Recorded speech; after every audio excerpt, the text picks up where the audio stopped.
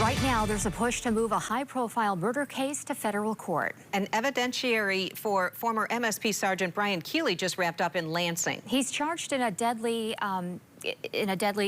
incident in Kentwood back in April. We want to send it out live to News 8's Megan Bunchman. She just got out of the courtroom. Megan?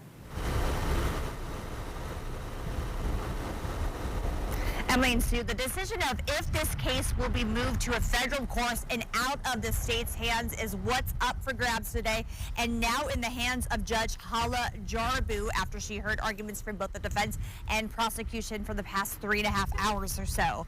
Now, the judge heard arguments today from both sides of the aisle. Representing the AG's office, we had attorneys who were arguing whether or not the former MSP Sergeant Brian Keeley was acting as part of a U.S. Marshal team and therefore under federal supervision and jurisdiction when they attempted to arrest fleeing felon Samuel Sterling back on April 17th.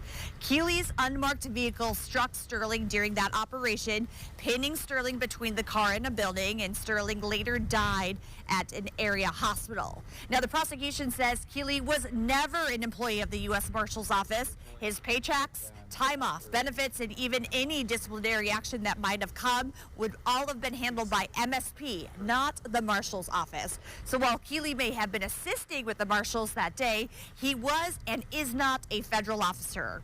While the defense maintains that Keeley was a dually sworn officer and a special deputy of the U.S. Marshals, specifically their special task force.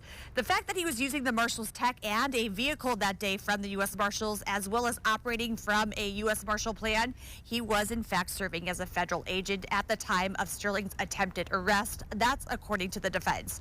And therefore, the defense argues that Keeley is entitled to his case to be heard in federal court. Now, the judge did not make a decision from the bench today if that case will be removed from state and moved to federal court, but she is aware that a Kent County judge will be making her ruling tomorrow on the ongoing case there to see if and when that will move to trial, so she knows that the timeline is tight. We are bringing more of this very kind of tangled web of legal jargon coming up in our 4, 5, and 6 o'clock shows tonight. But for now, I'm Megan Bunchman, live in Lansing, News 8.